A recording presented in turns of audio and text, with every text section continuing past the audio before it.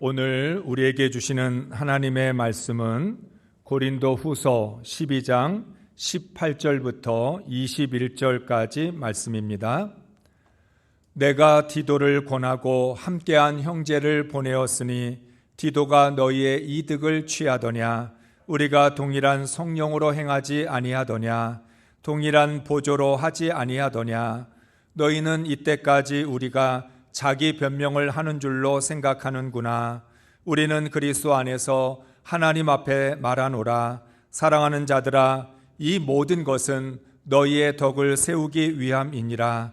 내가 갈 때 너희를 내가 원하는 것과 같이 보지 못하고 또 내가 너희에게 너희가 원하지 않는 것 같이 보일까 두려워하며 또 다툼과 시기와 분냄과 당짓는 것과 비방과 수금거림과 거만함과 혼란이 있을까 두려워하고 또 내가 다시 갈 때에 내 하나님이 나를 너희 앞에서 낮추실까 두려워하고 또 내가 전에 죄를 지은 여러 사람의 그 행한 바 더러움과 음란함과 호색함을 회개하지 아니함 때문에 슬퍼할까 두려워하노라. 아멘.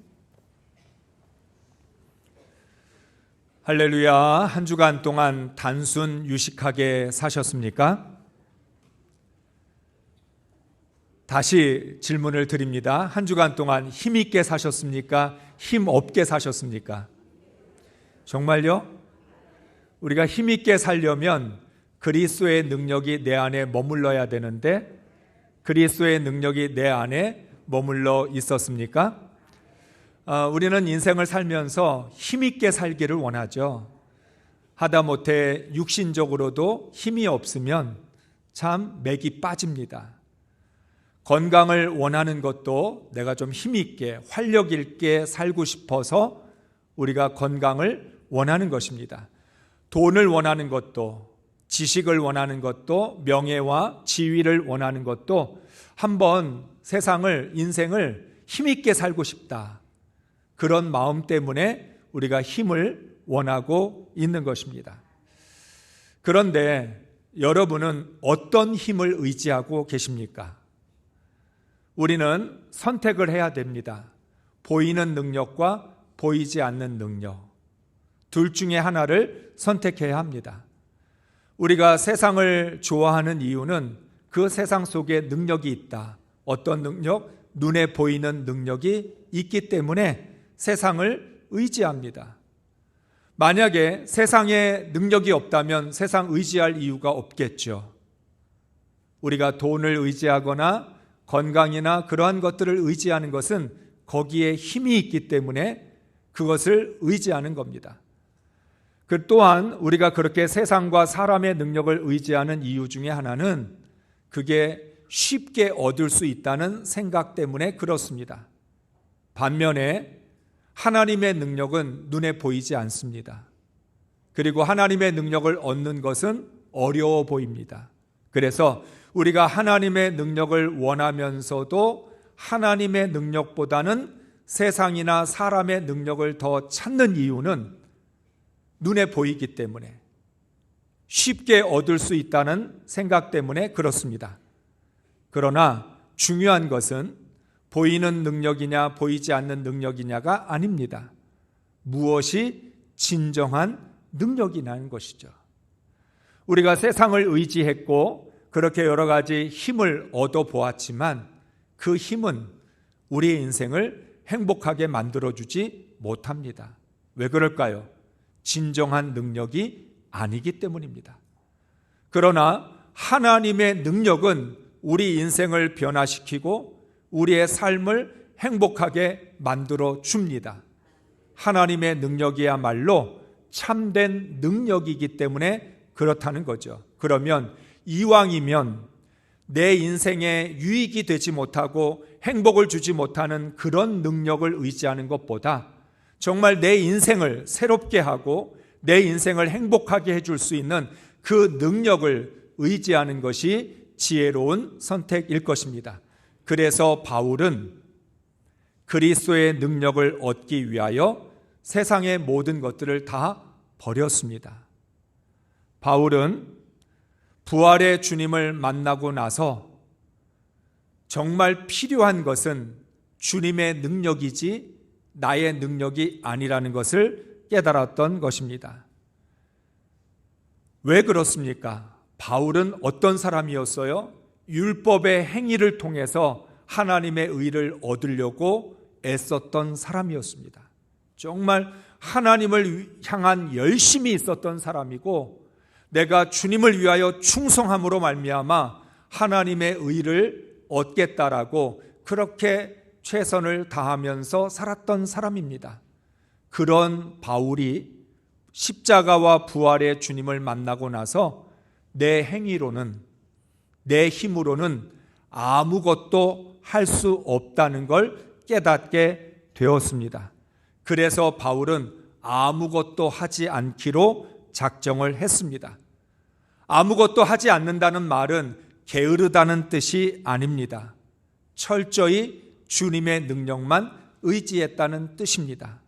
왜냐하면 주님의 능력이 아니면 내 생각, 내 계획, 내 모든 노력 물거품이니까. 그러니까 그것을 깨닫고 나니까 내가 생각할 필요가 없구나. 내가 계획을 세워봐야 이루어지지 않는구나. 내가 노력한다고 되는 것이 아니구나.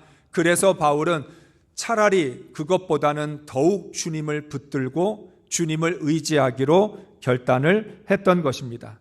바울은 자신이 경험한 신비한 체험도, 은사도, 지혜도 의지하지 않았습니다. 오직 내 안에 계신 주님의 능력이 나타나기만을 기다렸습니다. 그리고 바울은 나는 주님의 도구가 되겠다. 마치 나무꾼의 손에 들린 도끼로, 목수의 손에 잡힌 톱으로 쓰임받기를 원했습니다. 그래야만 온전해질 수 있다는 걸 알았기 때문입니다. 바울은 부활의 주님을 만나고 나서 나는 절대로 온전해질 수 없다는 걸 발견한 것이죠. 그래서 율법의 행위를 내려놓고 부활의 주님을 붙잡기로 결단을 한 것입니다.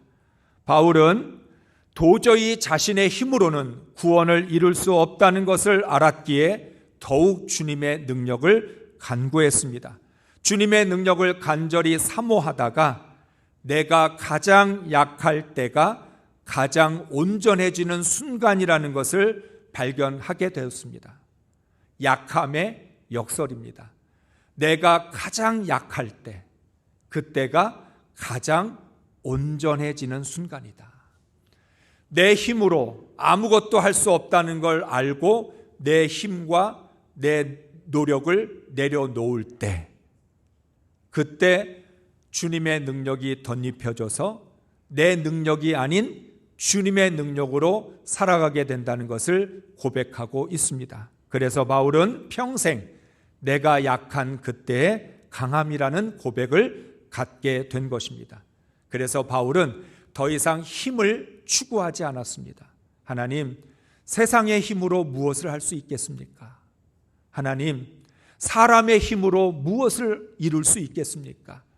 나는 더 이상 사람의 힘을 의지하지 않고 세상의 능력 의지하지 않겠습니다. 오직 주님의 능력만 의지하고 그 능력을 붙들고 구원을 날마다 이루어 가겠습니다. 이렇게 고백을 한 것입니다. 사랑하는 성도 여러분, 바울은 고난이나 핍박을 두려워하지 않았습니다. 어떤 어려움도 궁핍도 곤고함도 바울을 두렵게 하지 않았습니다. 그런 바울이 두려운 것이 있었습니다. 오늘 말씀은 바울이 무엇을 두려워했는지를 말씀하고 있습니다. 바울은 12장 11절에서 다시 한번 내가 아무것도 아니나 지극히 크다는 사도들보다 조금도 부족하지 않다고 말하고 있습니다. 바울이 왜 이렇게 이 문제에 집착을 하고 있을까요? 워낙 거짓 사도들이 바울을 공격했을 뿐만 아니라 고린도 성도들의 신앙을 흔들어 놓고 초대교회 성도들을 잘못된 길로 인도하고 있기 때문에 바울은 이 문제를 다루고 있는 것입니다. 거짓 사도들을 시기하는 것도 아니고 비교하거나 경쟁하지도 않습니다. 바울은 말합니다. 난 아무것도 아니다. 내가 아무것도 아니지만 그렇다고 해서 거짓 사도들보다, 자기가 지극히 크다고 주장하는 거짓 사도들보다 나는 부족하지 않다, 이렇게 말합니다.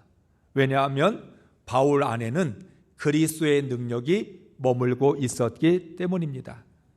그리스도의 능력을 의지하는 바울이 사람의 능력을 의지하는 거짓 사도들보다 작을 수 없습니다. 그래서 바울이 이 문제를 계속 이야기하는 겁니다. 자기 때문이 아니라 그리스도의 능력을 의심하거나 그리스도의 능력을 무시하게 될까봐 사람의 능력을 의지하는 사도들과 주님의 능력을 의지하는 바울을 한번 비교해보라. 어떤 능력이 진짜 능력인지를 분별하라고 말하고 있는 것입니다. 바울은 11장과 12장에 걸쳐서 정말 하기 싫었던 어리석은 자랑을 고린도 성도들을 위해서 말했습니다. 그래서 11장과 12장의 제목을 다르게 한번 붙여본다면 내가 자랑할 수 없는 이유. 바울은 내가 자랑할 수 없는 이유 첫 번째를 나는 그리스도의 남은 고난을 내 육체에 채우기로 했기 때문에 내가 받은 고난 자랑할 수 없다. 또 바울은 셋째 하늘의 신비를 경험하고 하나님으로부터 놀라운 은사와 능력을 받았지만 그건 내게 아니라 하나님의 것이기 때문에 자랑할 수 없다. 그래서 바울은 내가 자랑할 수 없는 이유, 하나님이 아무리 나에게 능력을 주시고 나를 통해서 놀라운 기적을 이루셨다 할지라도 그건 내가 한 것이 아니라 하나님이 하신 것이기 때문에 나는 자랑할 게 없다. 하나님께만 영광을 돌려야 한다는 것이죠.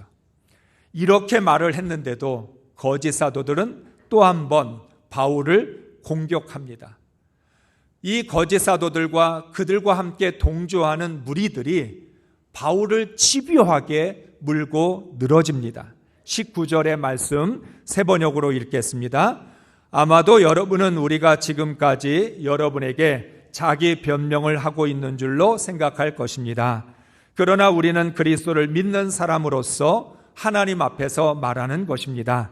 사랑하는 교우 여러분, 이 모든 것은 여러분에게 덕이 되게 하려는 것입니다. 아멘.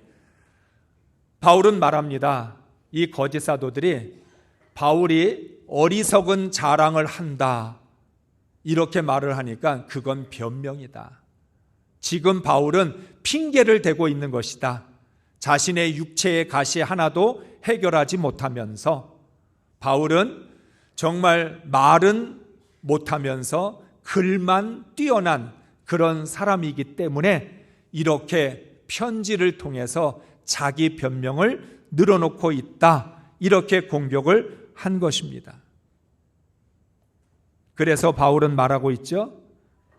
내가 변명하는 것이 아니라 나는 그리스도를 믿는 사람으로서 하나님 앞에서 진실을 말하고 있는 것이다. 사랑하는 성도 여러분, 사람은 진리보다 거짓에 대하여 끈질깁니다. 한번 생각해 보시기 바랍니다. 진실을 말할 때는 우기지 않습니다. 끝까지 끈질기게 말하지 않습니다. 진실을 말하고 받아들이지 않으면 그것으로 끝냅니다. 그런데 거짓을 말할 때는요, 사람이 끝까지 우깁니다. 왜냐하면 거짓인 걸 알기 때문에 우겨야만 되는 거. 그래서 끝까지 아주 끈질기게 우기는 거죠. 솔로몬의 재판에 대해서 말씀을 드렸죠. 진짜 엄마는 자기가 진짜 엄마니까 끝까지 우기지 않았습니다. 나의 친권을 아이의 생명을 위해서라면 포기할 수 있다. 그게 진짜의 모습입니다. 가짜는 어떻게 했어요? 좋다. 이 아이를 둘로 쪼개서 나누어 갖자. 아이의 생명이 어떻게 되든지 나는 내가 진짜라고 주장한 것을 끝까지 우기기 위해서는 아이는 죽어도 상관이 없다, 이렇게 이야기한 거죠. 그러니까 끝까지 고집을 부리는 사람은 가짜인 거예요. 진짜는 진실을 말하는 사람은 우길 필요도 없고 끈질길 필요도 없습니다. 왜냐하면 진리를 붙잡고 있기 때문인 거죠. 바로 오늘 바울이 말하고 있는 것입니다. 나는 하나님을 믿는 사람으로서 하나님 앞에서 말하고 있지 사람 앞에서 말하는 거 아니다. 사람에게 인정받고 싶거나 사람에게 증명하려고 하는 마음 하나도 없다. 그러면 왜 바울은 이렇게 계속해서 말하고 있습니까? 그것은 고린도 교회 성도들의 신앙을 세워주기 위해서, 모든 것은 하나님의 덕을 세우는 데 있지 나를 증명하거나 내가 옳다라고 주장하기 위해서가 아니라는 것입니다. 그러니까 바울의 모든 관심은 어떻게 하면 고린도 성도들의 신앙을 붙잡아 줄 수 있을까? 그들을 구원의 길로 인도할 수 있을까? 어떻게 해야 이 고린도 성도들의 신앙을 지켜줄 수 있을까? 거기에 초점이 맞춰져 있지 나머지는 하나도 중요하지 않았던 것입니다. 그래서 바울은 모든 말과 행동이 고린도 성도들을 위한 것에 초점이 맞추어져 있었던 것입니다. 이런 바울이 이제 고린도 교회를 방문하기로 결정을 하고 연락을 했습니다. 세 번째 고린도 교회를 방문하게 되었습니다.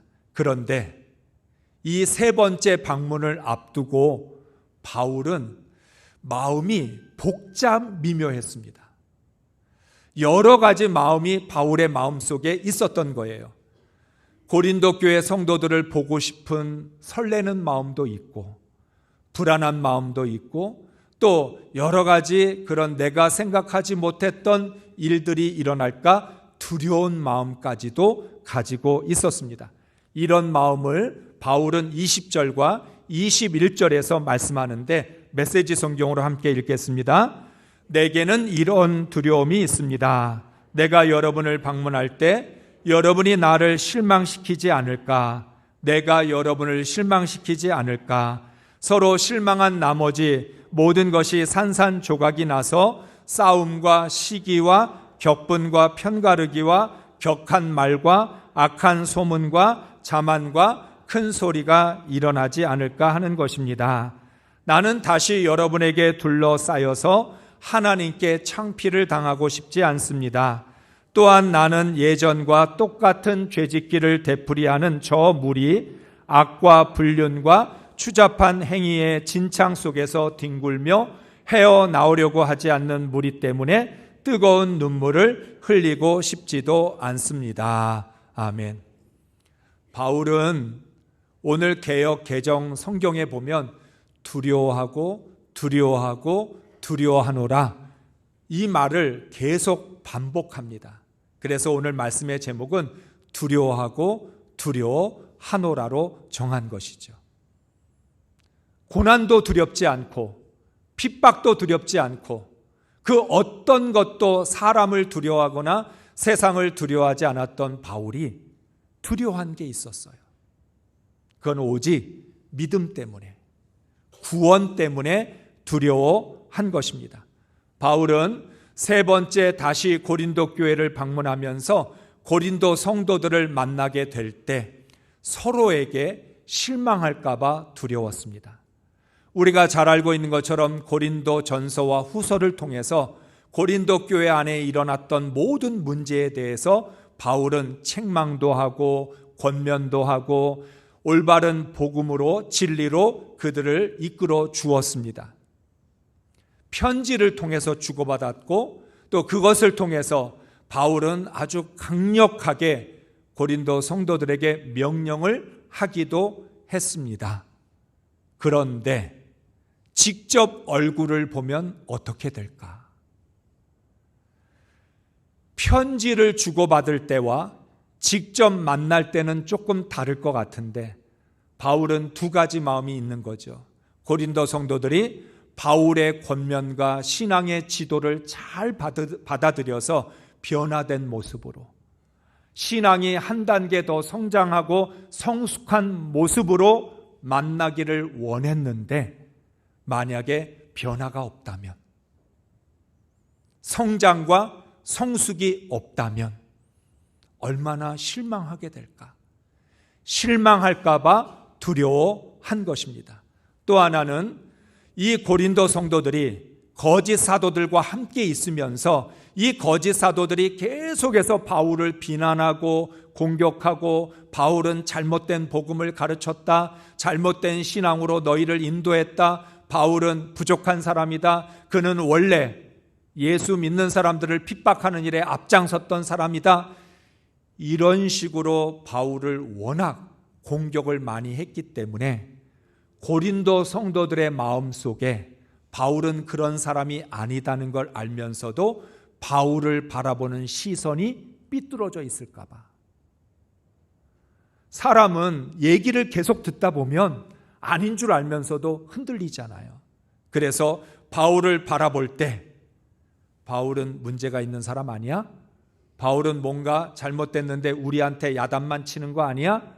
이런 왜곡된 시선으로 바라볼까 봐 두려워했던 것입니다. 또 한 가지는 바울이 계속해서 고린도 성도들을 분열시키고 갈등을 만들고 음란한 일을 하고 죄를 짓는 사람들을 책망하고 징계하라고 했습니다.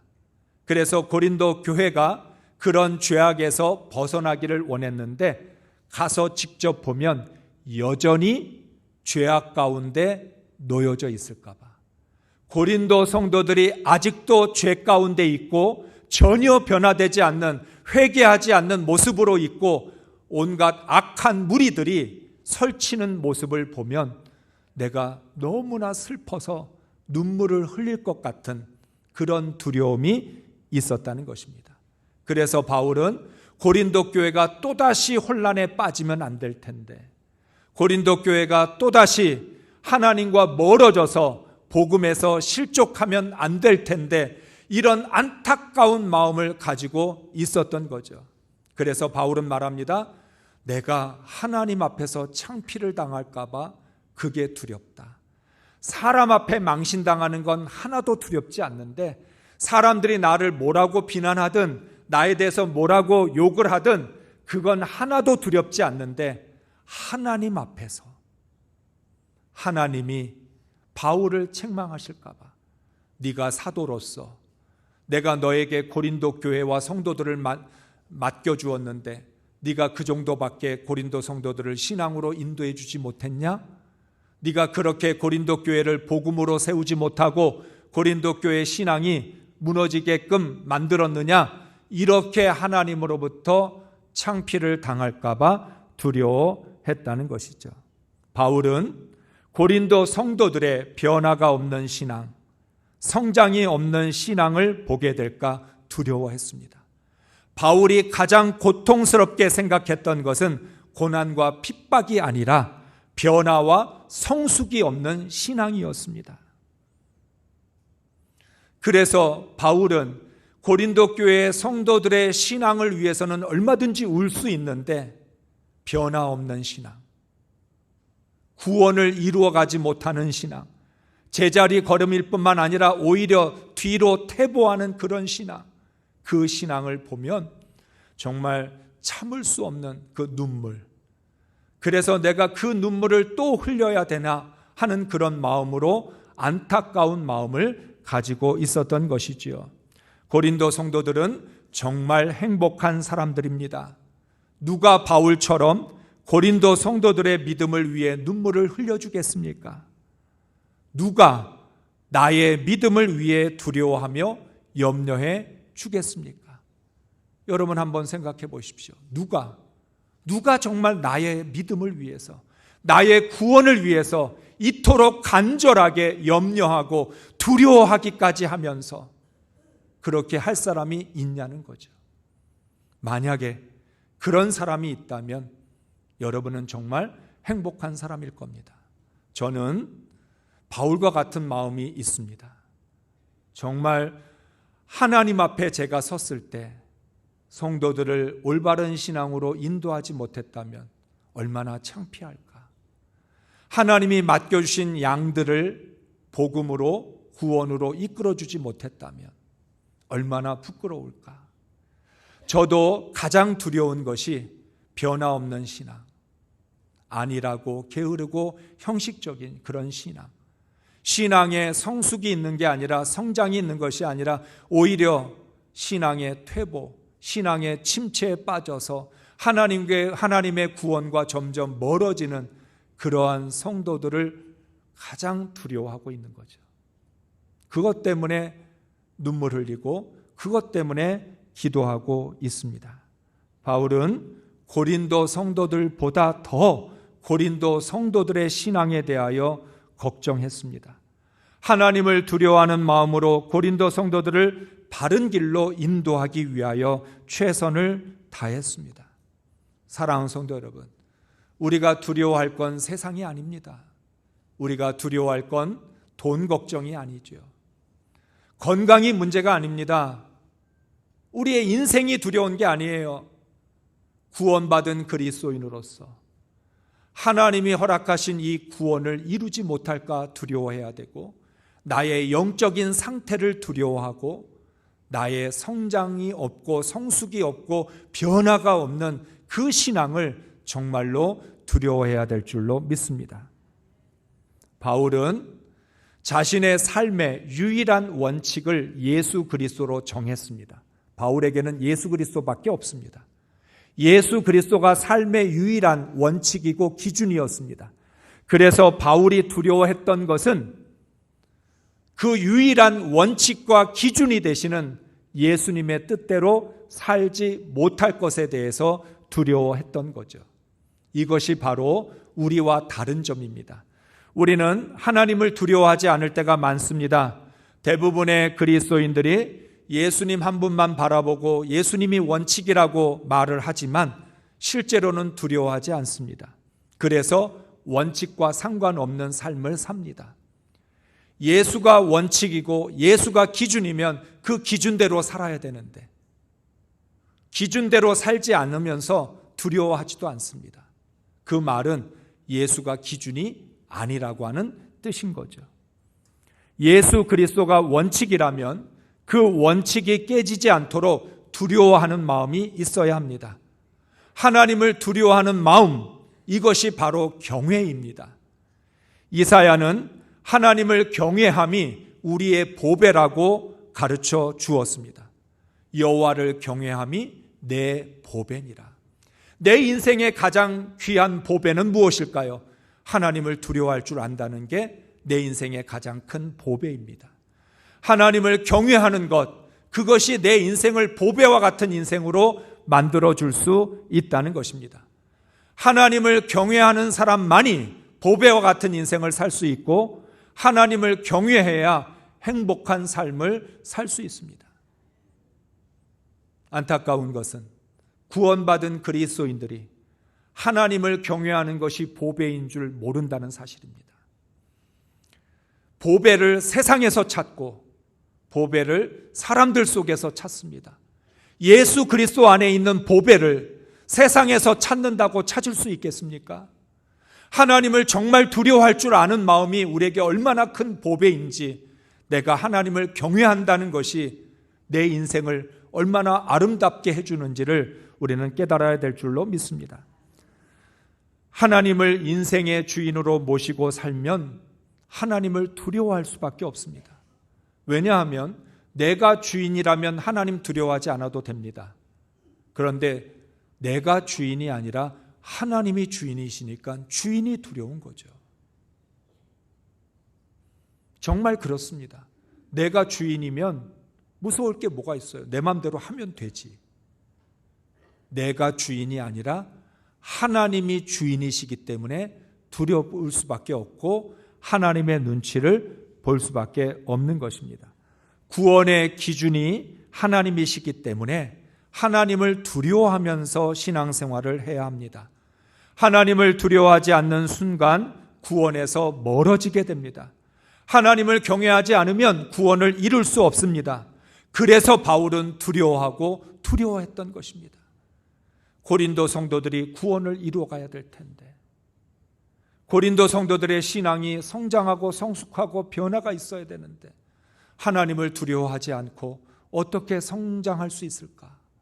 하나님을 경외하지 않고 어떻게 변화될 수 있을까? 이걸 두려워한 것입니다. 하나님을 향한 두려움은 우리를 교만에 빠지지 않도록 지켜줍니다. 하나님을 두려워하잖아요. 교만할 수가 없어요. 하나님을 두려워하는 마음이 우리를 겸손으로 이끌어 줍니다. 그래서 그리스도의 능력은 하나님을 두려워하는 사람들에게 임하게 됩니다. 하나님을 두려워해야 그리스도의 능력이 임하고, 하나님을 두려워해야 교만에 빠지지 않고 겸손할 수 있다는 것입니다. 그래서 바울은 빌립보서 2장 12절에서 우리에게 이렇게 권면을 합니다. 함께 읽겠습니다. 그러므로 나의 사랑하는 자들아, 너희가 나 있을 때뿐 아니라 더욱 지금 나 없을 때에도 항상 복종하여 두렵고 떨림으로 너희 구원을 이루라. 아멘. 어떻게 구원을 이루라고요? 두렵고 떨림으로. 잘나서 구원을 이루는 게 아니고, 내가 똑똑하고 능력이 많아서 구원을 이루는 게 아니고, 내가 신앙의 체험이 많고 여러 가지 많은 것들을 경험했기 때문에 경험이 풍부해서 예수를 오래 믿어서 구원을 이루는 게 아니라, 얼마나 두렵고 떨리는 마음을 가지고 있느냐에 따라 구원을 이루어갈 수 있다는 거예요. 그래서 바울은 말합니다. 내가 너희 빌립보 교회 성도들과 같이 있을 때나 너희를 떠나 있을 때나 그건 상관하지 말고 항상 두렵고 떨림으로 복종하면서 구원을 이루어 가라고 말씀한 것입니다. 사랑하는 성도 여러분, 오늘은 종교개혁주일입니다. 종교개혁이라는 게 무슨 뜻일까요? 타성에 젖어서 습관적으로 예배하고 형식적으로 신앙생활하면서 하나님을 두려워하는 마음 갖지 않고 세상을 두려워하고 사람만 두려워하면서 살아가는 그 신앙에서 복음으로 새롭게 되어 우리의 믿음을 갱신하라고 하는 것이 바로 종교개혁입니다. 매년 10월 마지막 주 종교개혁주의를 맞이할 때마다 우리의 구원을 점검해야 합니다. 나는 정말 구원에 합당한 삶을 살고 있는가? 나를 구원하신 그 그리스도의 능력으로 구원을 이루어가고 있는가? 정말 두렵고 떨림으로 날마다 신앙이 성장하고 성숙해서 구원을 이루어가고 있는지를 돌아봐야 될 줄로 믿습니다. 만약 변화와 성숙이 없는 신앙생활을 하고 있다면 반드시 두렵고 떨림으로 우리의 신앙을 리뉴얼, 새롭게 갱신해야 합니다. 그런 의미에서 개혁이 필요한 거예요. 나의 신앙이 나도 모르는 사이에 습관적으로 되어버렸다면, 외식적인 그런 신앙으로 살아가고 있다면, 이거 갈아엎지 않으면, 이걸 새롭게 하지 않으면 하나님께 나아갈 수 없다는 거죠. 우리 모두 바울처럼 두려워하고 두려워함으로 겸손하게 구원을 이루어갈 수 있기를 주의 이름으로 축복합니다.